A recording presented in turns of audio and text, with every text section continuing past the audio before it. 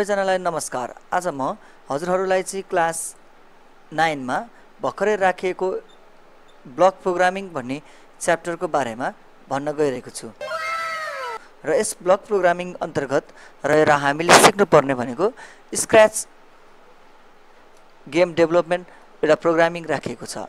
र जुन स्क्रैच चलाउनको लागि चाहिँ कसरी यो स्क्रैच प्रोग्राम चलाइन्छ, कसरी डाउनलोड गरिन्छ भन्ने कुरा म हजुरहरूलाई भन्न गइरहेको छु। र यो भर्खरै हाम्रो अपडेटेड भएको कोर्स क्लास 9 मा यो स्क्रैच भन्ने प्रोग्रामिङ राखिएको छ। र यहाँ हेर्न सक्नुहुन्छ, यसको बारेमा पनि देखिन्छ। र हामीलाई हेर्दाखेरि यो एकदम गाह्रो जस्तो लागे पनि एकदमै सजिलो खालको प्रोग्रामिङ ल्याङ्ग्वेज हो।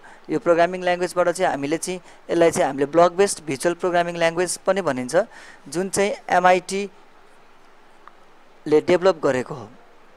र यसको अहिलेको लेटेस्ट भर्जन भनेको 3.0 रहेको छ।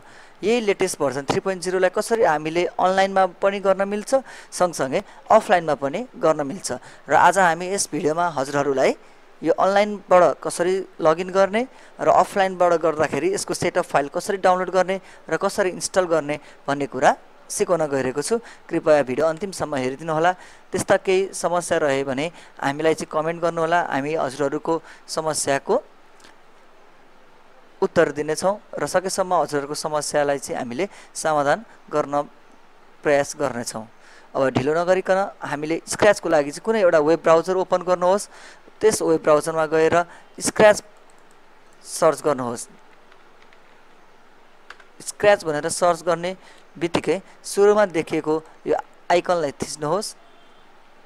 अहिले हामीले लगइन गरेका छैनौँ र यो स्क्रैचमा हामीले जोइन भइसके पछाडि यही भित्र रहेर चाहिँ हामीले चाहिँ एकदमै बनाएका गेमहरू सेभ गर्न राख्न मिल्छ। सँगसँगै हामीले बनाएको गेमहरूलाई पनि कसरी हामीले लन्च गर्ने भन्ने कुरा पनि सिकाउन गइरहेको छु। कृपया हेर्नुहोला। सबैभन्दा पहिला सुरु हामीले जोइन स्क्रैचमा क्लिक गर्नुहोस्। जस्तो युजर नेम, आइडी, पासवर्ड छ। हामीसँग अहिले यो युजर नेम, आइडी, पासवर्ड केही पनि छैन भने हामीले नयाँ चिज बनाउन गइरहेका छौँ। त्यही भएर युजर नेमको लागि मैले निर्मल 007, पासवर्ड जेसुकै राख्नु होला। अहिले फेरि पासवर्ड टाइप गर्नुहोस्।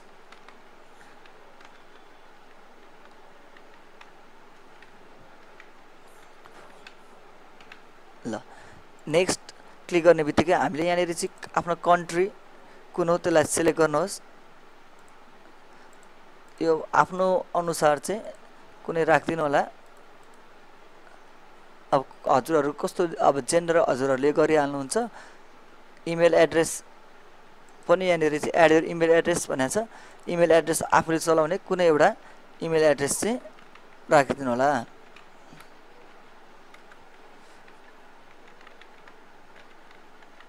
यति गर्ने बित्तिकै क्रिएट अकाउन्टमा क्लिक गर्ने बित्तिकै हामीलाई चाहिँ अब यहाँ फायर ब्रिगेड्स कुन कुन छ त्यसलाई भेरिफाई गर भनिरहेछ। हामीले चाहिँ यसरी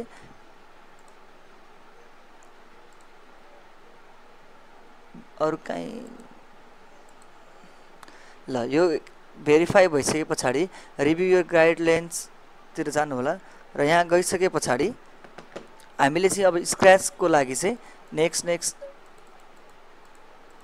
अग्री गर्नु होला। र हामीले बनाएको अकाउन्ट यहाँनिर हाम्रो हेर्न सक्छौँ।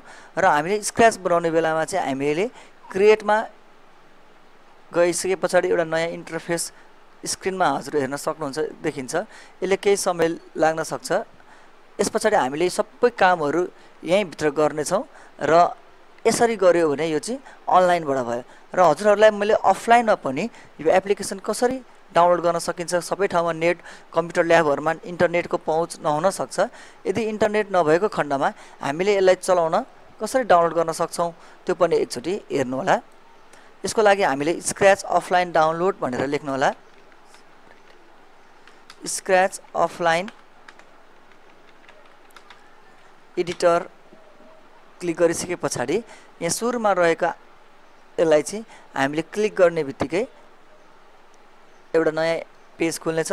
र यो चाहिँ यो चलाउनको लागि चाहिँ के चिजहरू चाहिन्छ। विन्डोज 10 हुनु पर्यो, म्याकमा चल्ने भइहाल्यो, क्रोमको अपरेटिङ सिस्टम र एन्ड्रोइड 6.0 भन्दा माथिपट्टि छ भनेछ। यस पछाडि हामीले चुज योर ओएस भन्दा पनि डाइरेक्ट डाउनलोड गर्नु होला।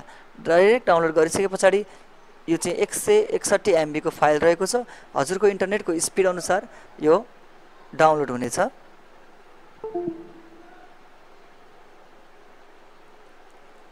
र यो डाउनलोड भइसके पछाडि हामीले यसलाई सिम्पली इन्स्टल गर्नको लागि चाहिँ त्यो फाइललाई खोल्नु होला र यसलाई खोलिसके पछाडि चाहिँ यो मैले पहिला नै डाउनलोड गरिसकेको छु सेटअप फाइल, त्यही भएर देखाएको। यस पछाडि रन एज एडमिनिस्ट्रेटर गर्नु होला। रन एज एडमिनिस्ट्रेटर गरिसके पछाडि चाहिँ यसले एक्सेस मागेको छ, जसलाई चाहिँ हामीले चाहिँ एक्सेस दिएका छौँ र यसले केही समय लोड लिनेछ। भेरिफाइङ इन्स्टलर भनेको छ। यस पछाडि हामीले जस्ट इन्स्टलमा क्लिक गर्ने बित्तिकै यो स्क्रैच इज रनिङ, पहिला नै मैले यहाँ ब्याकग्राउन्डमा ओपन गरेको कारणले गर्दाखेरि त्यस्तो देखाएको छ। हजुरहरूले सिम्पल्ली यसरी स्क्रैच चाहिँ डाउनलोड गरेर इन्स्टल गर्न पनि सक्नुहुन्छ। र यो इन्स्टल गरिसके पछाडि यसको हाम्रो डेस्कटपमा पनि यो स्क्रैचको सर्टकट अटोमेटिकल्ली चाहिँ हाम्रो त्यहाँनिर चाहिँ डेस्कटपमा देख्न सक्नुहुनेछ।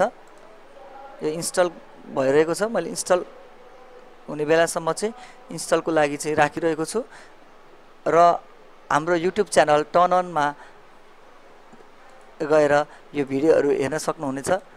र स्क्यान सबै गरिसके पछाडि चाहिँ हामीले यसरी चाहिँ स्क्रिनमा यो गेम बनाउनको लागि चाहिने स्क्रैच एपलाई हामीले ओपन गर्न सक्नेछौँ। स्क्रैच इज लोडिङ भनिरहेको छ। यो चाहिँ इन्टरनेटको स्पिड चाहिँदैन, यसको लागि चाहिँ हामीले अहिले अफलाइन एडिट गरिरहेछौँ र अनलाइनको जस्तै गरी हामीले एउटा इन्टरफेस हेर्न सक्छौँ। यो इन्टरफेसमा रहेर हामीले सम्पूर्ण कामहरू गर्न सक्छौँ।